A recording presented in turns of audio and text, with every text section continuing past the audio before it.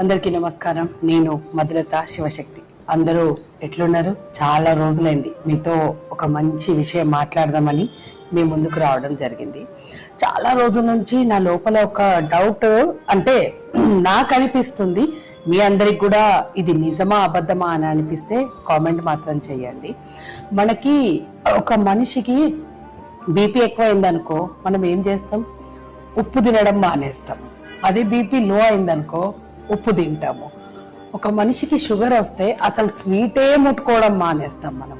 అంటే మన ఒంట్లో, మన ఆరోగ్యానికి సంబంధించి మన ఒంట్లో కానీ మనకి దేని వల్ల అయినా కానీ ఇబ్బంది కలుగుతుంది అని అన్నప్పుడు అన్ని మానుకుంటాం, ఇక దాని జోలికే పోం మనం. కానీ మనిషి అనేవాడు ఇవన్నిటికీ భయపడతాడు కానీ దేవుడికి మాత్రం భయపడాడు, తెలుసా? ఎందుకంటే డాక్టర్ దగ్గరికి పోయి డాక్టర్ చెప్పిన షుగర్ వచ్చిందని అంటే షుగర్ తినడం మానేస్తాం, బీపీ వచ్చిందని అంటే ఉప్పు కారం తినడం మానేస్తాం, ఏదైనా హెల్త్ ఇష్యూ వచ్చిందంటే దానికి రిలేటెడ్వి అన్ని దూరం పెడతాము.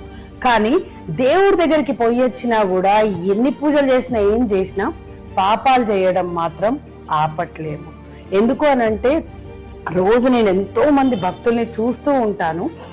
ఇక్కడికి వచ్చి వెళ్ళిన తర్వాత కూడా వాళ్ళలో ఏం మార్పు జరుగుతుంది అనేది నాకు ఎప్పటి నుంచో ఒక ప్రశ్న.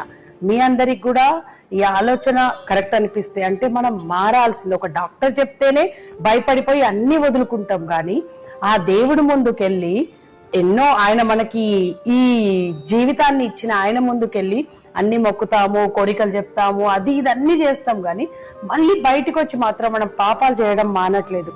అందరికి నాది ఒకటే ఒక రిక్వెస్ట్, ఎట్లయితే డాక్టర్ కి భయపడి అన్నిటిని దూరం పెడుతున్నామో ఆ దేవుడికి కూడా భయపడి పాపాలు చేయడం ఆపితే అందరం చాలా సంతోషంగా బాగుండొచ్చు. Thank you all.